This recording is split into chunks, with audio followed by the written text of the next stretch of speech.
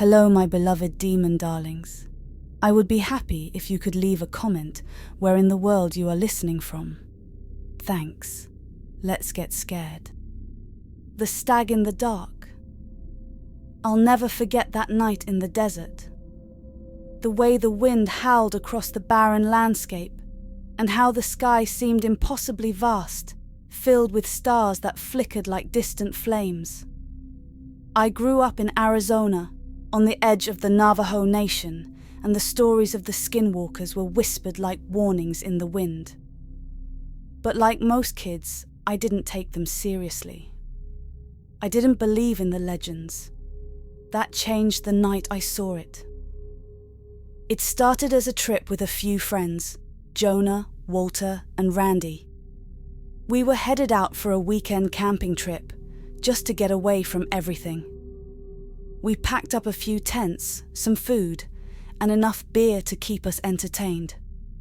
The plan was to camp in a secluded spot in the desert, away from the noise of the city, where we could have a fire, tell stories, and just relax.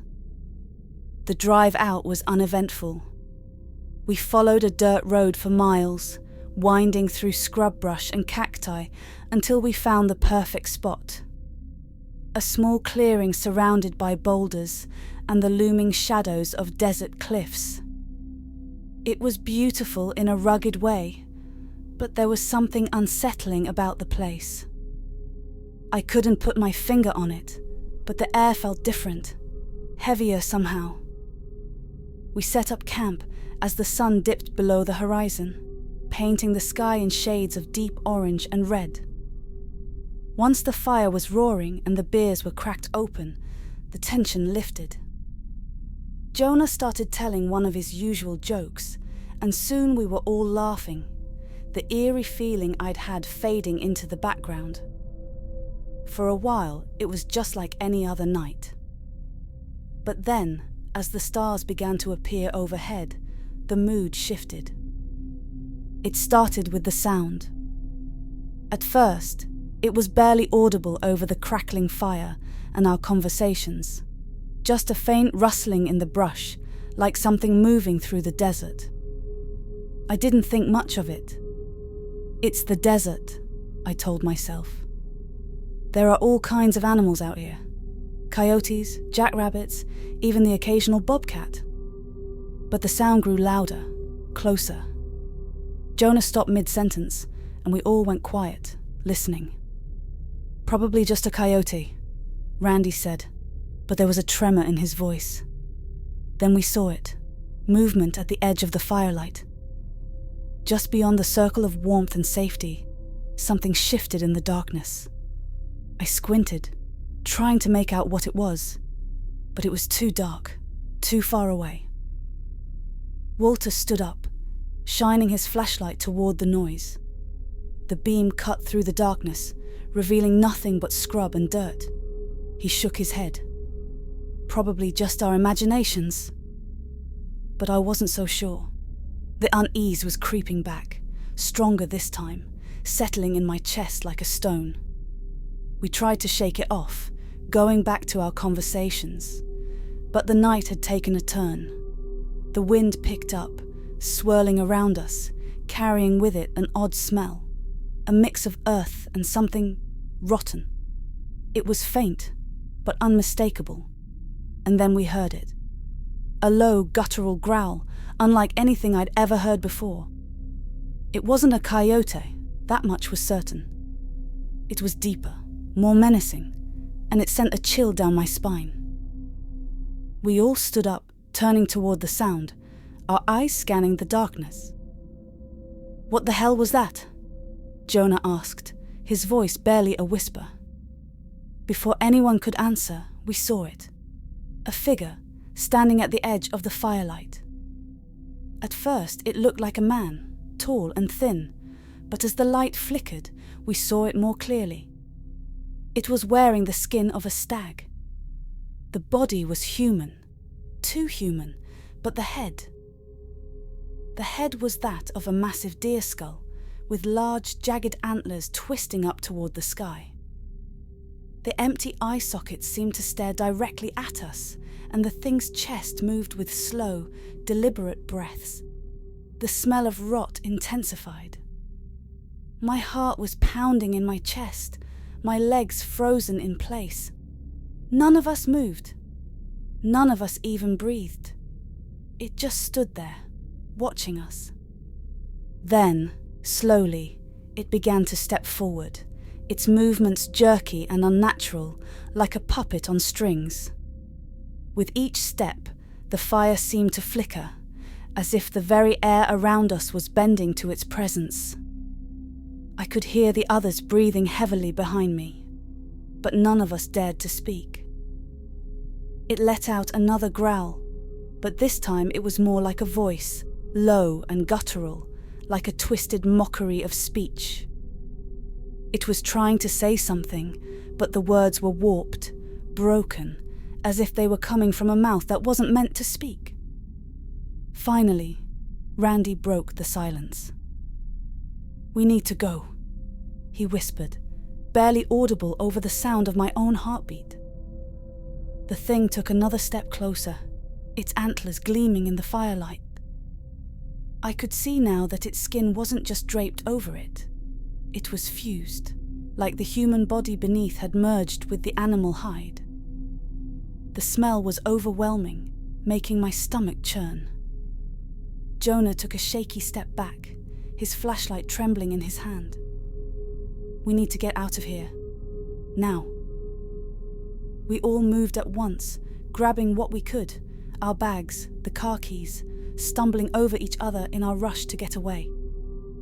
As we turned to run, the creature let out a piercing screech, a sound so shrill and unnatural that it felt like my eardrums might burst.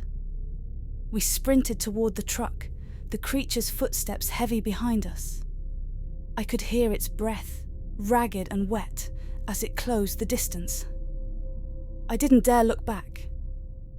We reached the truck, scrambling to throw our gear in the back. Jonah fumbled with the keys, his hands shaking uncontrollably. The screeching was getting louder, closer. "Hurry!" I yelled, my voice cracking with panic. Finally, the engine roared to life, and we tore down the dirt road, the creature's howl echoing behind us. I looked in the rearview mirror and saw it standing in the middle of the road, watching us with those hollow eyes, the antlers gleaming in the moonlight. We didn't stop driving until we were miles away, the desert stretching out behind us like a bad dream. None of us talked about what happened that night. Not at first.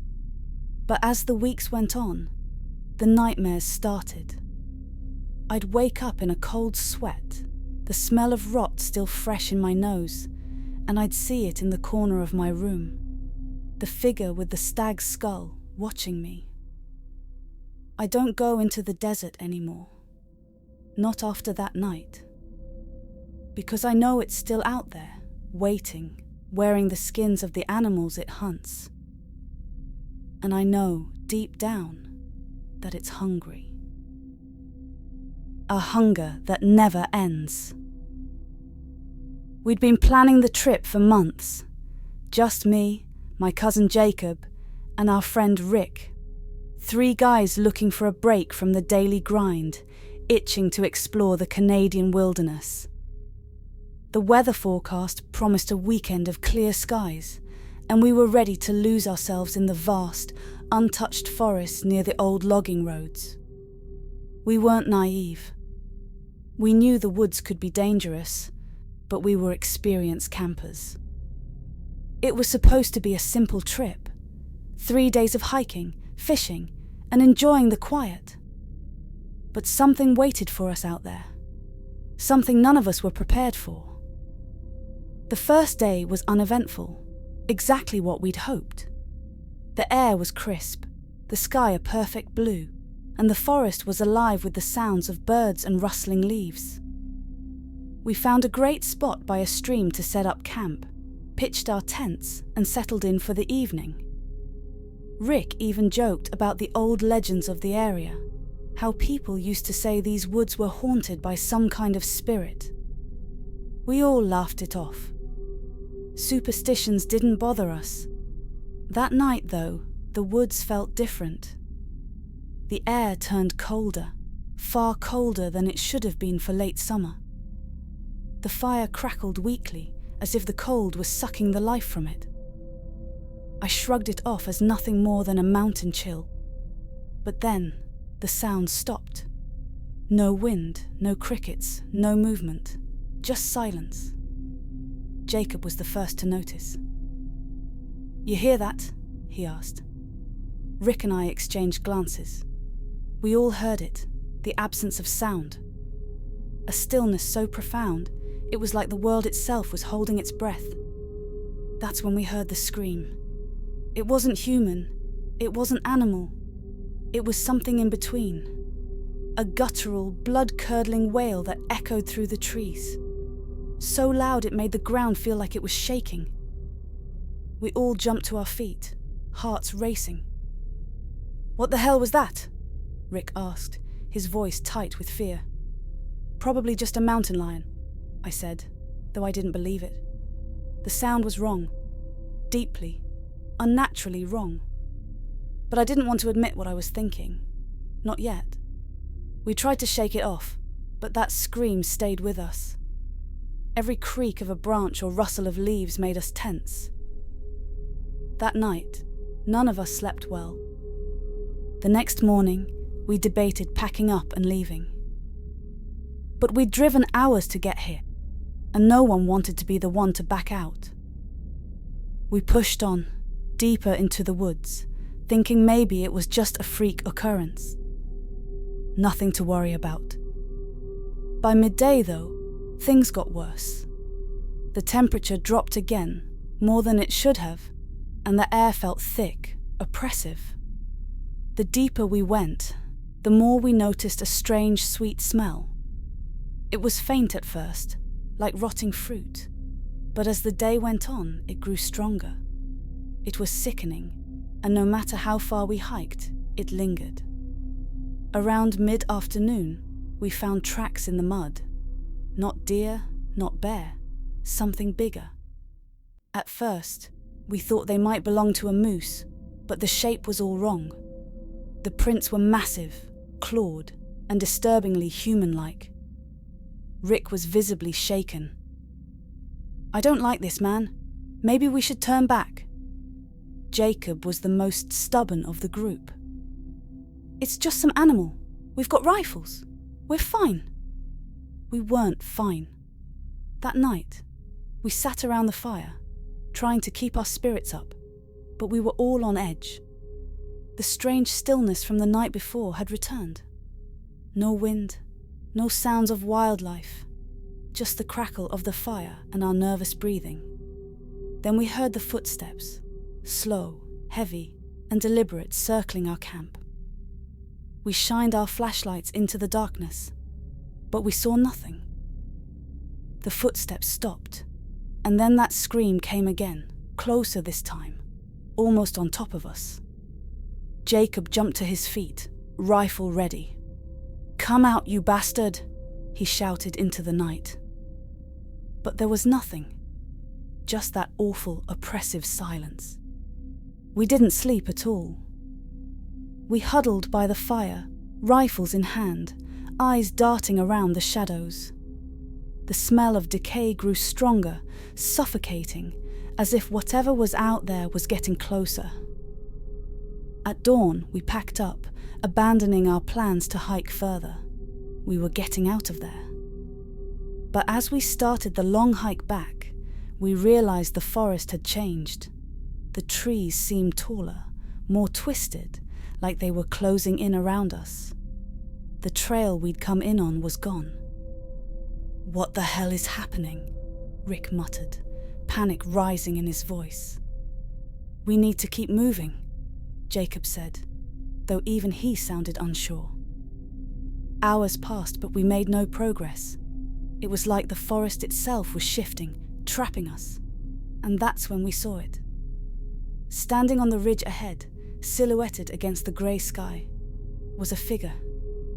It was tall, too tall, its body gaunt and twisted. Its skin clung to its bones, pale and stretched, and its eyes were hollow, black pits. It had the face of a man, but its body was something else entirely. Its limbs were long, almost skeletal, and its mouth hung open, revealing rows of jagged teeth. It was the Wendigo. Rick dropped his rifle in terror. Oh God, no! Jacob raised his gun, but before he could fire, the Wendigo let out that same bone-rattling scream, and it charged. It moved faster than anything I'd ever seen, a blur of bone and sinew. We ran. I don't remember much of that run, just the terror that gripped my chest and the sound of that thing crashing through the trees behind us. My legs burned, my lungs screamed, but I didn't stop. We didn't stop. Somehow we found the road.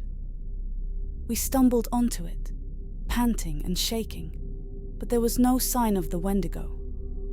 It was gone, like it had never been there. We didn't speak. We just piled into the truck and drove, leaving that cursed forest behind.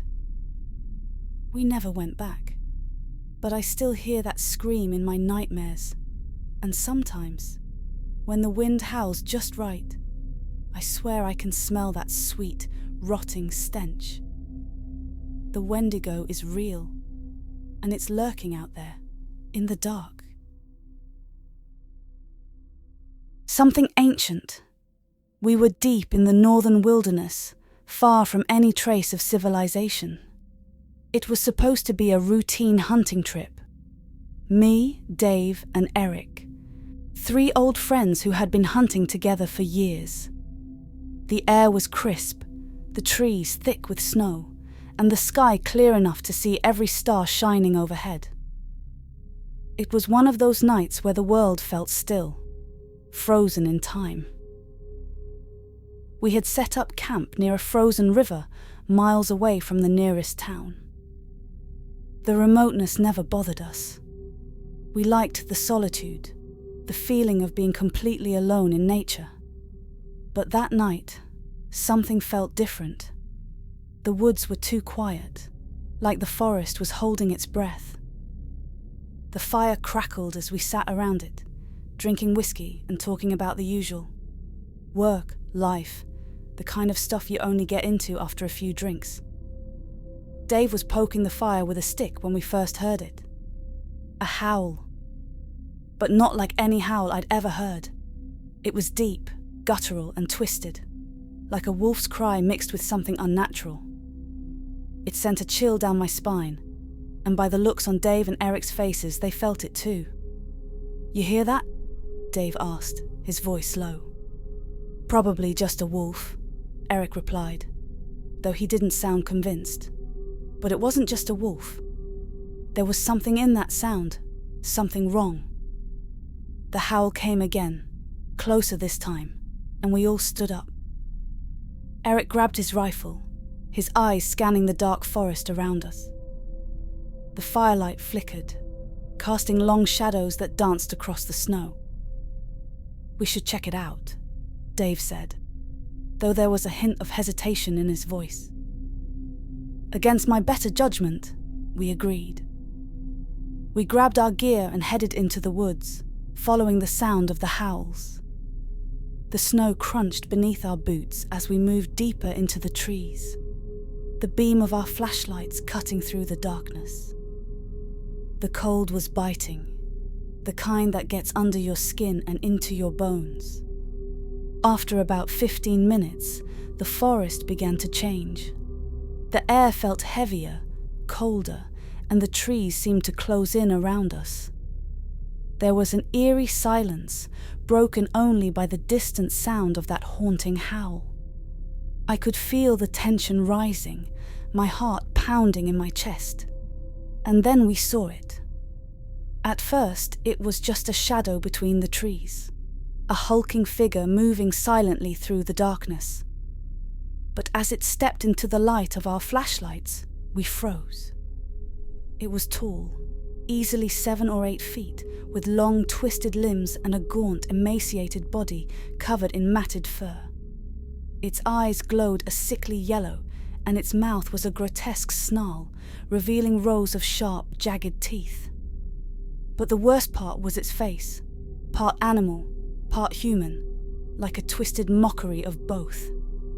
It wasn't a wolf. It wasn't human. It was something else.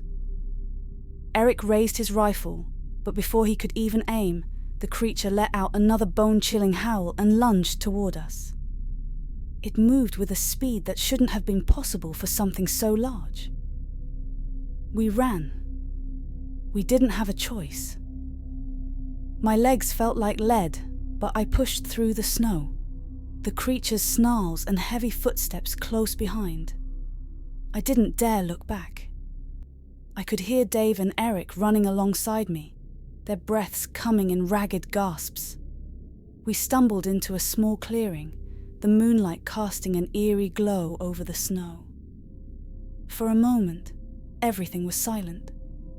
Then, out of the darkness, the creature appeared again, standing at the edge of the clearing, watching us with those glowing yellow eyes.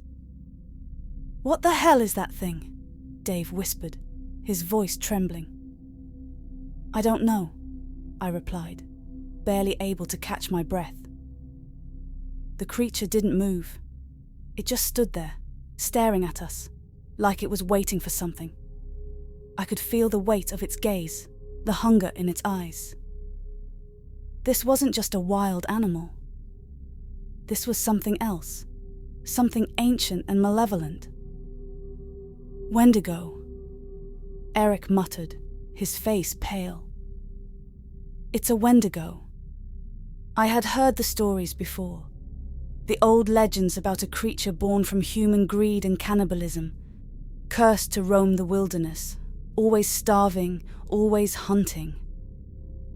But I had never believed them, until now. The Wendigo took a step forward, its long claws scraping against the frozen ground. We backed away slowly, our breaths coming in shallow gasps, our eyes locked on the creature. And then, just as suddenly as it had appeared, the Wendigo turned and disappeared into the trees, leaving us standing there in stunned silence. We didn't wait around to see if it would come back. We ran. We didn't stop until we reached the camp, our hearts pounding in our chests, our minds racing with what we had just seen. Back at the fire, we sat in silence, the flames casting flickering shadows across our faces. None of us spoke. What could we say? We had come face to face with something beyond our understanding, something that shouldn't exist. That night, as we huddled in our tents, I couldn't shake the feeling that the Wendigo was still out there, watching us, waiting. The howls echoed through the trees, and every time the wind shifted, I could swear I smelled that foul, rotting stench. We packed up at dawn and left the woods without looking back. We didn't talk about what happened. We didn't tell anyone. Who would believe us? But I'll never forget those eyes, those sickly yellow eyes, and the feeling of being hunted by something far older and far more dangerous than any of us could imagine. Some things are better left in the dark, in the forgotten corners of the world. The Wendigo is one of them, and I hope to God I never cross paths with it again. Howl in the dark. It was the coldest night of the year when the stories my grandfather used to tell about skinwalkers came rushing back into my mind. The stories always seemed ridiculous. Tales of people who could shift into animals, using dark magic to hunt and haunt those unfortunate enough to cross their path. But on that night, I realized those stories were much more than folklore.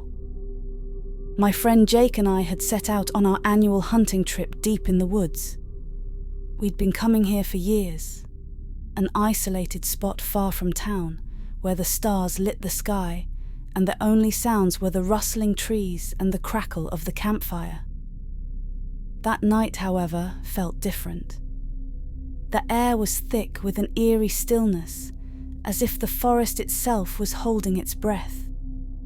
After an unsuccessful day of hunting, we sat around the fire, nursing beers and swapping stories to keep the mood light.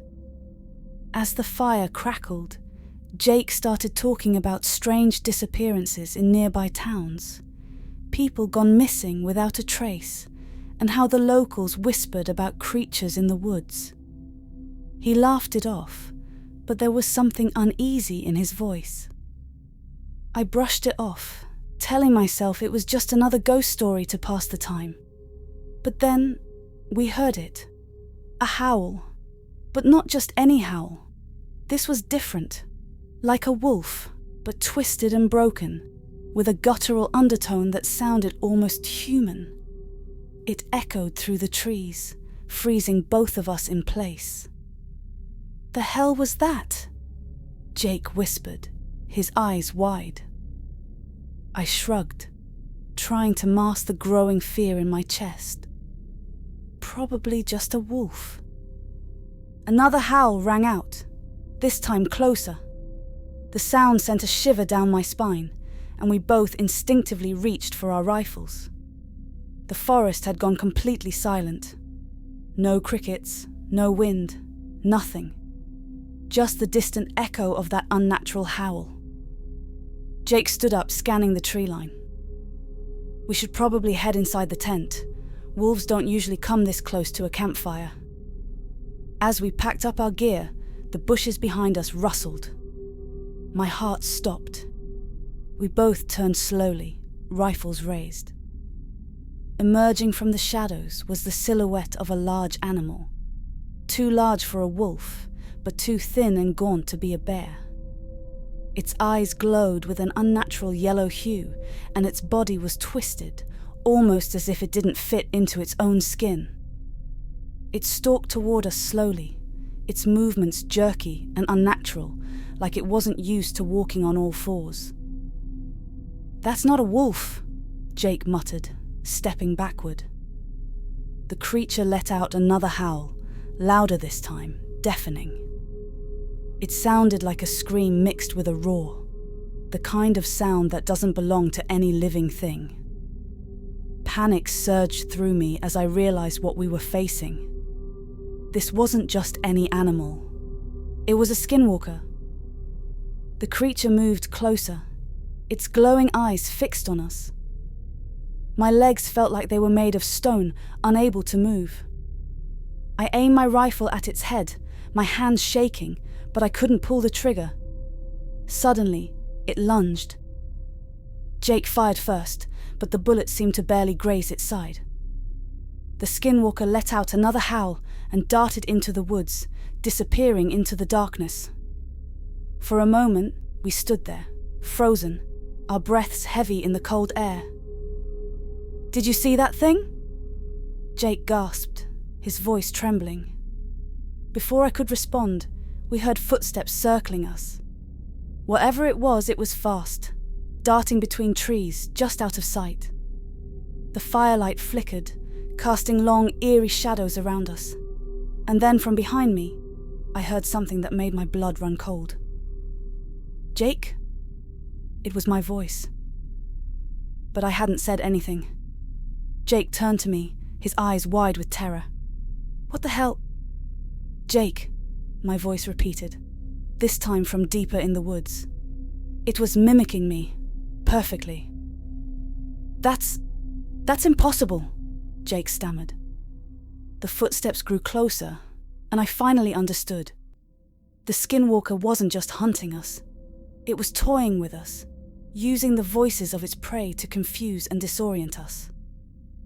I grabbed Jake's arm. "We need to get out of here. Now." We started running, the light from our fire fading behind us. But no matter how fast we ran, the footsteps followed, always just a few paces behind. And then, out of nowhere, the creature appeared in front of us, blocking our path. It had changed again, Its form was even more grotesque. Part wolf, part human, its eyes glowing brighter than before. The thing bared its teeth, sharp and unnatural, and lunged at us once more. This time Jake fired his rifle point blank, hitting the creature in the chest. It howled in pain, stumbling back into the shadows. We didn't wait to see if it would return. We ran, through the trees, past the creek, until we finally reached our truck. Without a word, we threw our gear in and sped down the dirt road, the forest growing smaller in the rearview mirror. As we drove, the howls continued in the distance, echoing through the night. Even now, I can't forget the sound. That eerie mix of wolf and human, as if the creature was something in between, trapped in a form that didn't belong to it. We never went back to those parts of the woods. Whatever that thing was, it wasn't an animal, and it wasn't human. It was something far worse.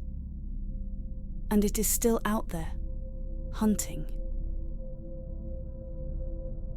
Stalked by the antlered beast. There's a reason we don't hunt alone anymore. And it's not the usual stories people like to tell around campfires to spook rookies. No, this one is different. It's the kind of experience that sticks with you long after the fire's gone out.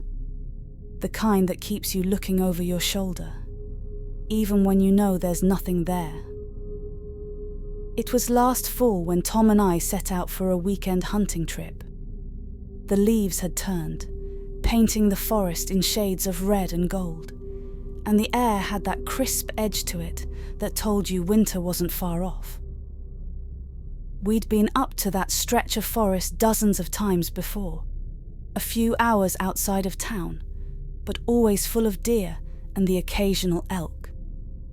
That time felt no different, at least at first.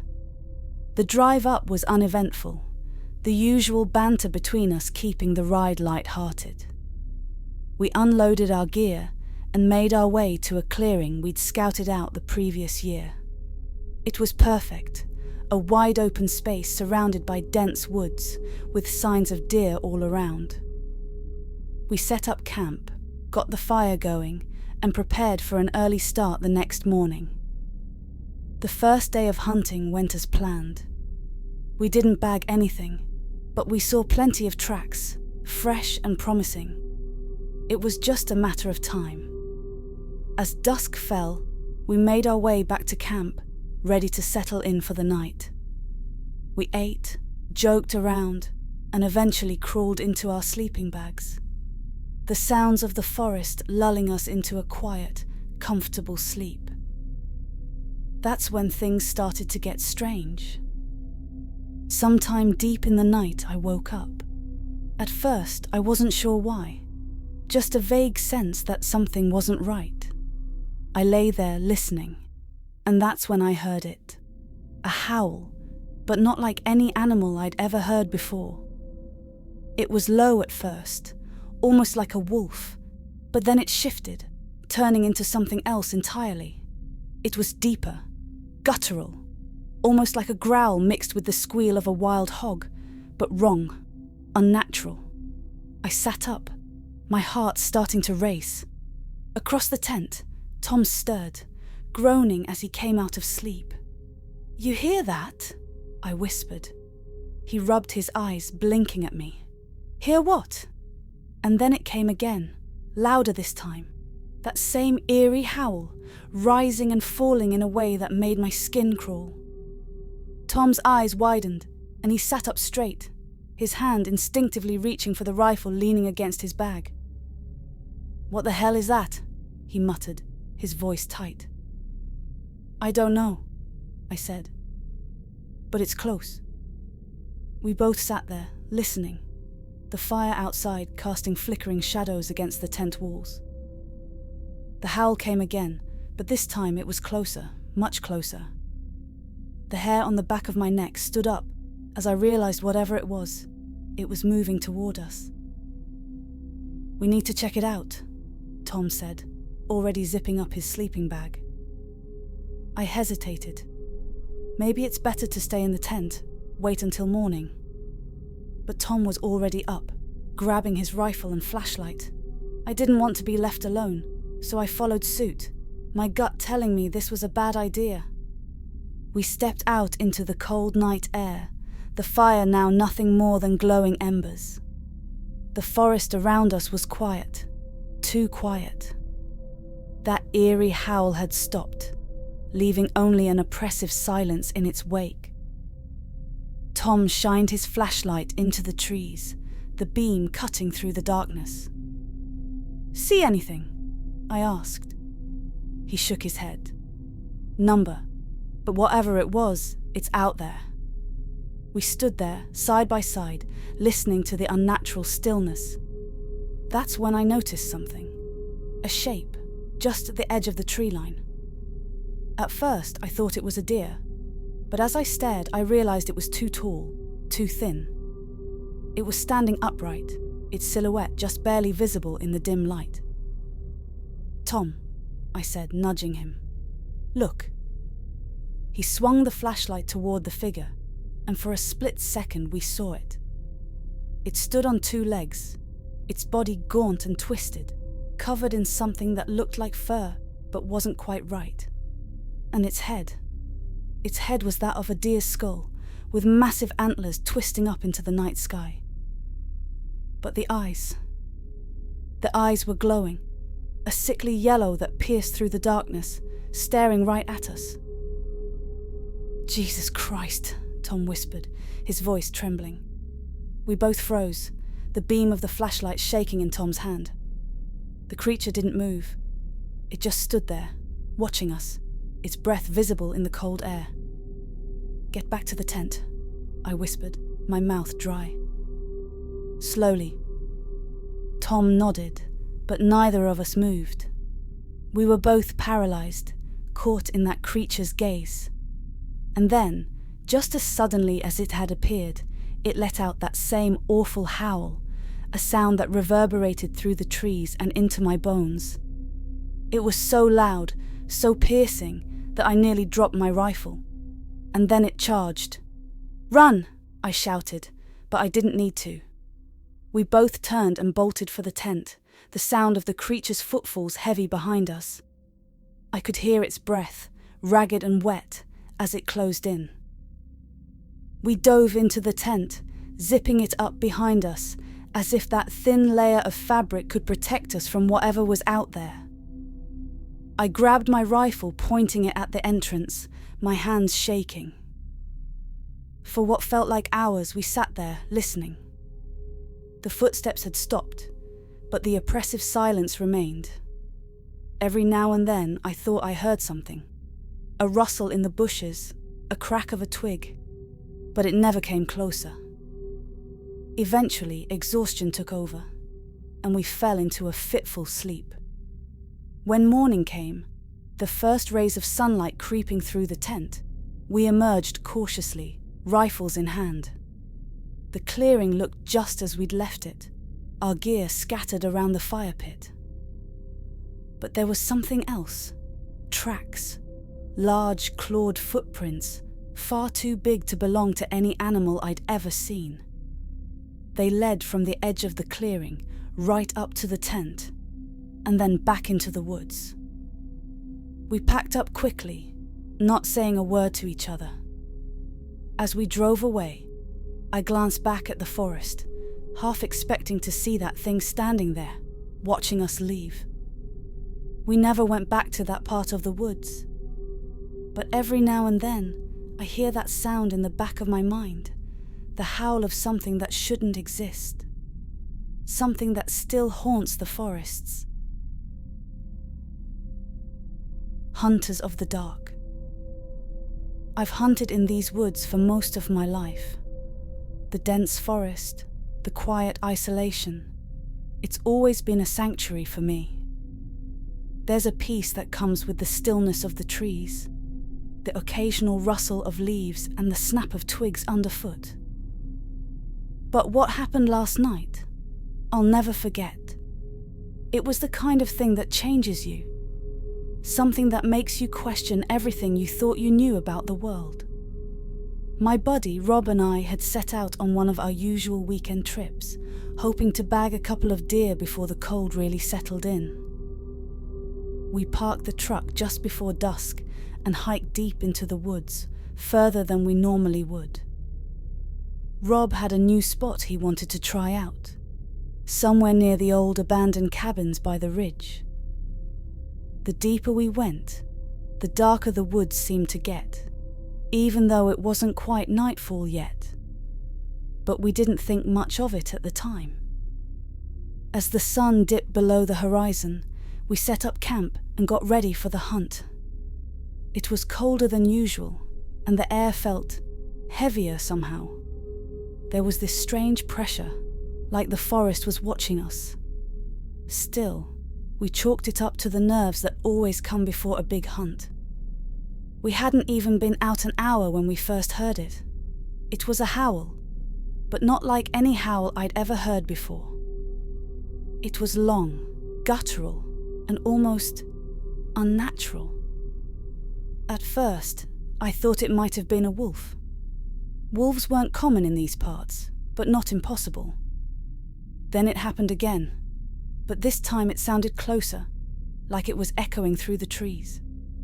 Rob stopped, glancing at me with wide eyes. "You hear that?" I nodded, gripping my rifle tighter. "Yeah. What do you think it is?" "Doesn't sound like any wolf I've ever heard," he muttered, scanning the tree line. We stood there, listening. The forest had gone completely silent. No birds, no wind, just the faint echo of that howl lingering in the distance. Then it happened again, but this time it was different. The howl had a low, rumbling growl mixed in with it, like a wild hog. Only it was much, much louder. It sounded as if whatever was making the noise was bigger than any animal I'd ever encountered. "We should get back to camp," I said, my voice lower than I intended. Rob nodded, and we started to make our way back through the trees, rifles at the ready. But every few minutes the howl would sound again, closer and closer. The hair on the back of my neck stood on end. Something was wrong. Something was very, very wrong. As we neared our camp, we heard a rustling in the bushes behind us. We froze. Slowly, I turned around, my flashlight cutting through the dark. Nothing. Just empty woods.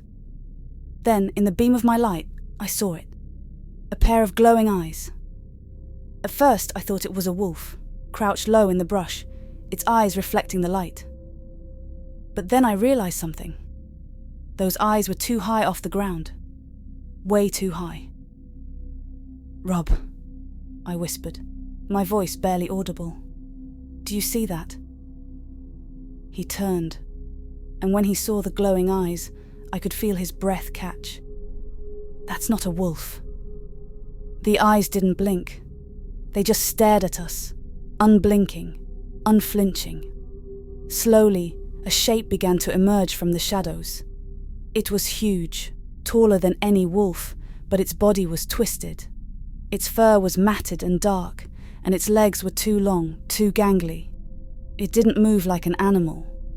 It moved like it was pretending to be one. We backed up, our rifles trained on the creature. It took a step forward, letting out another low growl that sounded like it came from the depths of its throat. That's when I saw it. Its eyes weren't just glowing. They were glowing red. "Run!" I said, not taking my eyes off the creature. "What?" Rob whispered back, his hands shaking. "I said run!" I shouted, turning and sprinting through the trees. Rob followed close behind, and we didn't stop until we reached the camp. We grabbed our gear as fast as we could, but before we could make a break for the truck, that same howl rang out again. Only this time, it was so close that I could feel it vibrating in my chest. We turned around, and there it was, standing just at the edge of our camp. Its body was hunched, and its head was cocked to the side, like it was studying us, deciding whether we were prey or something else. I raised my rifle and fired. The shot rang out, echoing through the trees. But the creature didn't fall. It didn't even flinch. It just stared at us, its red eyes burning into my skull. "We need to go," Rob whispered. His voice was shaky, barely holding it together. We ran. We ran faster than we ever had before, branches slashing at our faces, the howls growing louder and louder behind us. I could hear it following us, crashing through the underbrush, its heavy footsteps thundering through the night. Finally, we broke through the tree line and saw the truck. We jumped in, slamming the door shut just as the creature burst from the woods.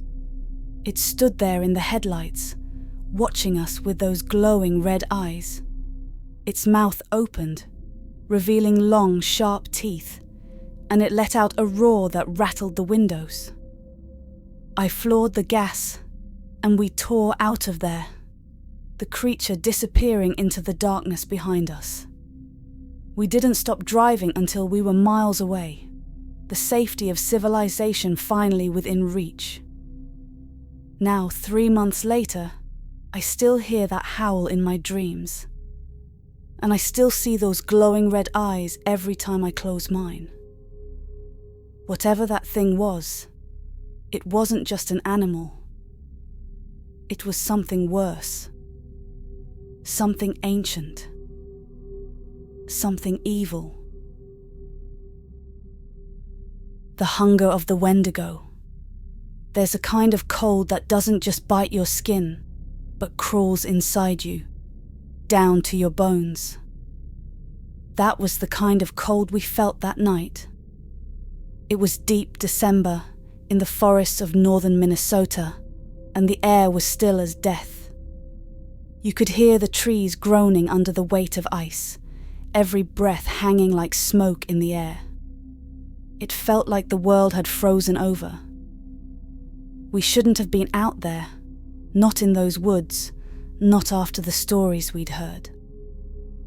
But when you're young and reckless, you don't listen to old tales, even when they're whispered with a seriousness that makes your skin prickle. That night, we learned the hard way that some stories are more than just folklore. It was me, Harold, and Jamie. We'd grown up together in a town, and every winter we'd head out for a few days of ice fishing. It was tradition, something we did without thinking.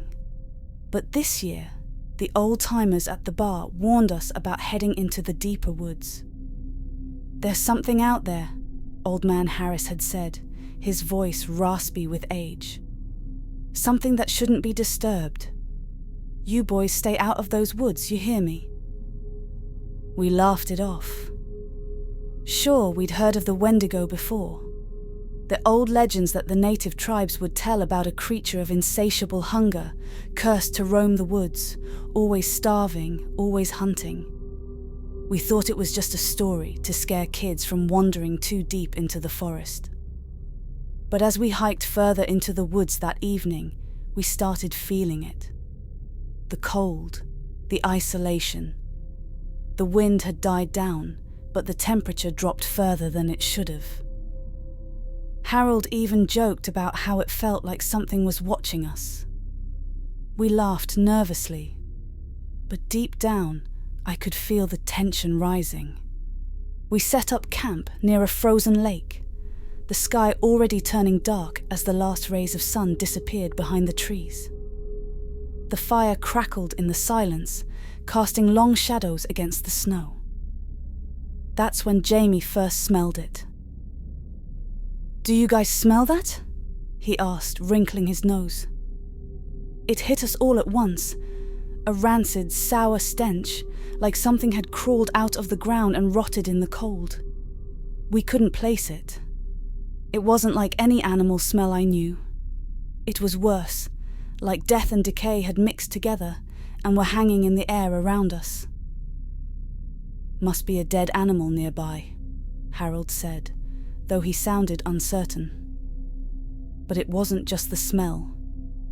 There was this sudden chill, an unnatural cold that made the hairs on the back of my neck stand up.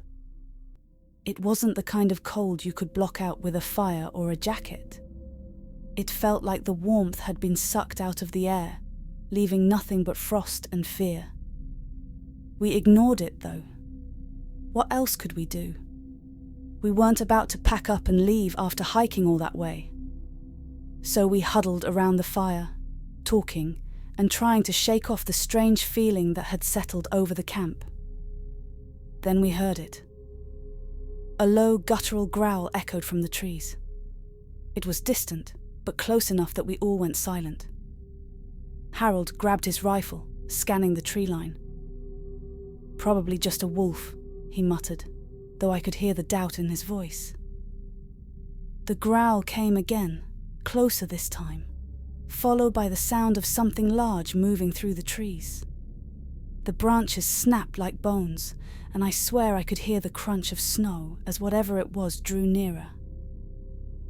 "We should head back," Jamie whispered, his voice barely audible. But before any of us could move, we saw it. A figure emerging from the darkness. At first, it looked like a man, tall and gaunt, but as it stepped into the dim light of the fire, I realized it was anything but human. The creature stood at least 8 feet tall, its limbs unnaturally long and thin, with a gaunt, emaciated body that looked like it hadn't eaten in years. Its skin was stretched tight over its bones, pale and cracked like old parchment, and its eyes, God, those eyes, were sunken deep into its skull, glowing with an unnatural hunger. But the worst part was its mouth, a twisted maw lined with jagged yellow teeth that looked far too large for its face. A low hiss escaped from between its lips, and I felt my stomach drop. "The Wendigo," Harold whispered, his face pale as the snow around us. I didn't believe it at first. My rational mind was scrambling for an explanation, trying to convince myself that it was just some animal, maybe a bear, or something deformed by disease. But deep down, I knew. This wasn't natural. This wasn't something from this world. The creature took another step toward us, its long skeletal hand reaching out, and I felt an overwhelming sense of dread wash over me. It was like the very air had been poisoned by its presence. The stench of decay grew stronger, making it hard to breathe. Jamie bolted. He didn't even hesitate. He grabbed his bag and ran into the woods, disappearing into the darkness. Harold and I were frozen in place, staring at the creature as it stalked closer, its eyes fixed on us with a hunger I'd never seen before. "Move!" Harold shouted, shoving me toward the trees.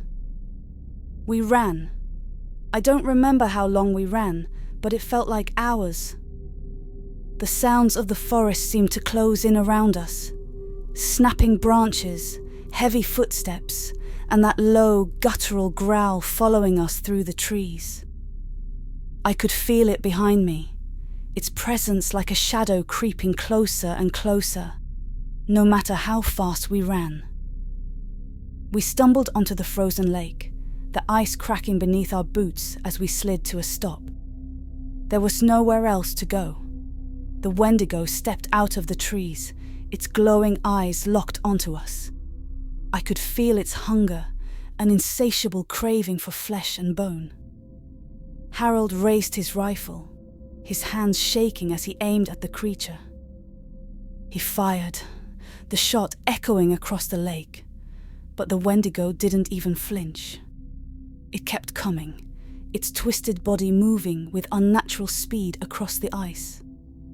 And then, as suddenly as it had appeared, it stopped. The creature stood at the edge of the lake, its glowing eyes still locked onto us, but it didn't move. The ice beneath its feet creaked, and for a moment I thought it might fall through.